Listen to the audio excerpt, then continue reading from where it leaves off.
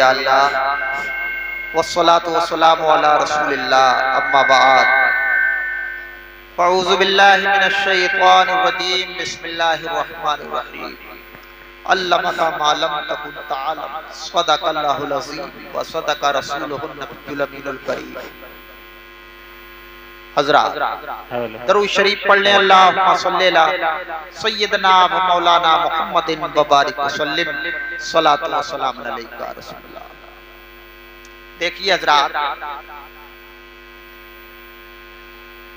मौसम के लिहाज से प्रोग्राम थोड़ा लेट शुरू हुआ और हमारे काफी शोरा हजरात और उलमा इकराम यहाँ तशरीफ फरमा है।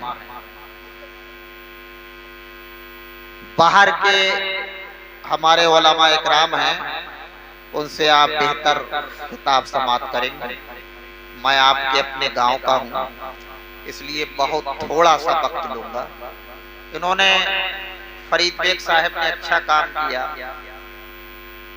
कि अपने बेटे और बेटी की शादी में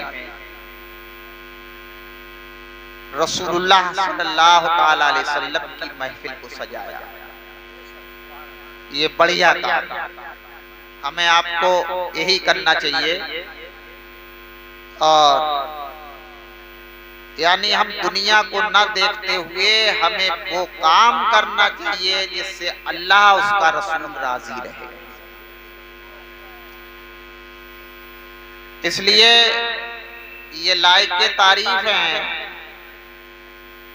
कि ऐसी महफिलें हमें और आपको शादी के मौके पर रखना चाहिए।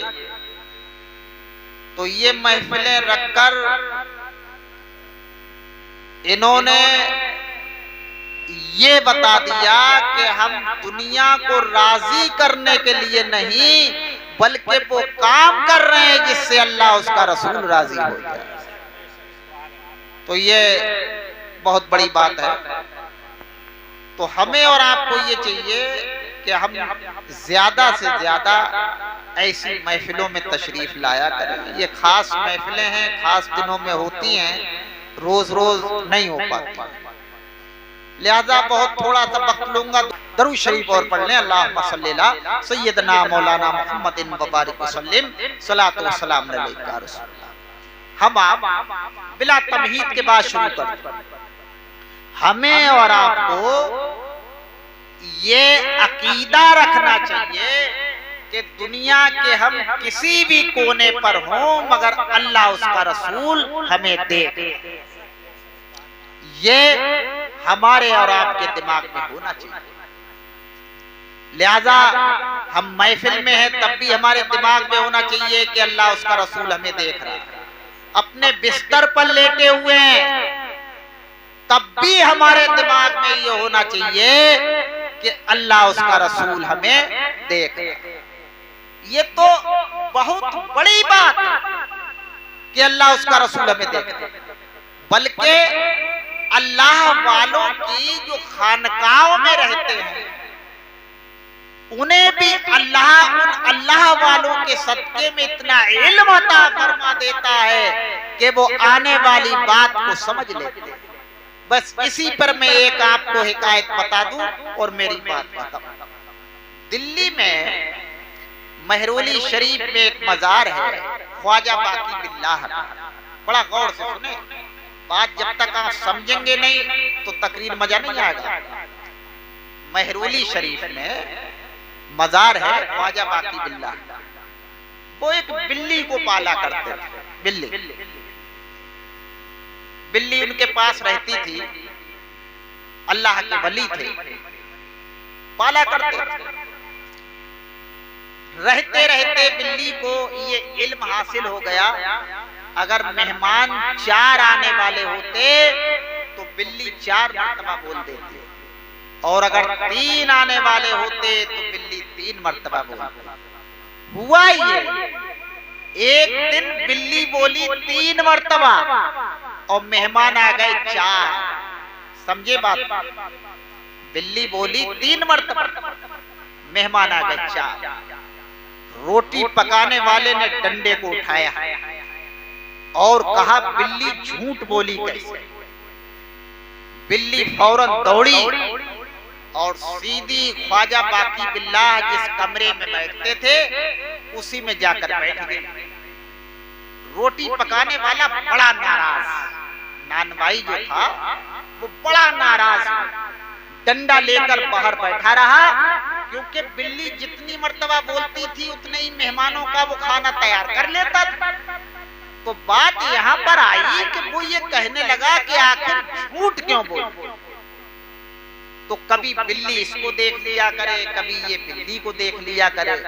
तो फिर रोटी पकाने वाले ने सोचा कि चलो खाना तो बनाना है, खाना बना ले, उसके बाद इससे निपटेंगे। हुआ ये कि खाना बनाया गया।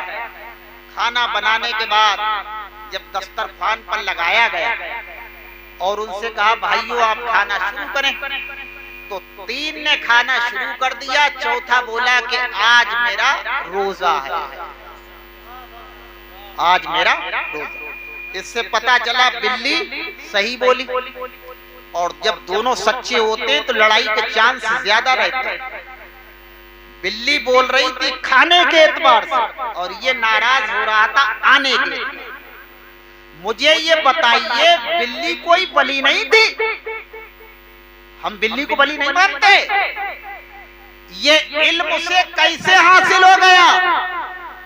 इससे पता ये चला कि जब अल्लाह वालों की बारगाह में जो चीजें रहने लगती हैं उसके इल्म का ये आलम है, तो उस नबी के इल्म का क्या आलम होगा जो सैयदुल अंबिया है, जो नबियों का सरदार। नारे तकबीर, नारे रिसालत, नारे गौस, उलमाए अहले सुन्नत, मसलके आला हजरत, नारे तकबीर, सुभान अल्लाह। दूसरी बात ये भी पता चली कि जब वो डंडा लेकर उसके पीछे पड़ा तो उस जमाने में, जिस जमाने की हम आप बात सुना रहे हैं, तो महरौली शरीफ में तो उस जमाने में जंगल था, बिल्ली को जंगल में भाग जाना चाहिए, लेकिन बिल्ली सीधी भागी, हजरत ख्वाजा बाकी बिल्लाह की बारगाह में गई और गोद में जाकर बैठ गई। इस बिल्ली ने आपको क्या बताया? इस बिल्ली ने आपको ये बता दिया जब कोई जालिम डंडा लेकर पीछे पड़ जाए, जब कोई जालिम ताकत तुम्हारा पीछा दाबने लगे, तो जब तुम मदद तलब करो तो किसी दुनियादार की नहीं बल्कि सीधे भागो और अल्लाह के जो नेक बनते हैं उनकी बारगाह में चले जाओ, जान भी बच जाएगी, तुम्हारी इज्जत भी बच जाएगी। ये बिल्ली ने तुम्हें बताया, ये बिल्ली ने आपको बताया। तो पता चला ये बातें तो मैं वो बता रहा हूं, एक जानवर की बातें बता रहा हूं कि जो अल्लाह वालों की बारगाह में रहा हो। अब बताइए, इससे पता ये चला कि मुसलमान कोई भी हो, दुनिया के किसी कोने पर हो, उसको अकीदा ये रखना चाहिए कि अल्लाह उसका रसूल हमें और आपको दे। बहरहाल हज़रात, मेरे कहने सुनने में कोई भी भूल रही हो अल्लाह माफ करे। अस्तगफिरुल्लाह रब्बी मिन कुल्ली ज़ंबि व तूबु इलैहि।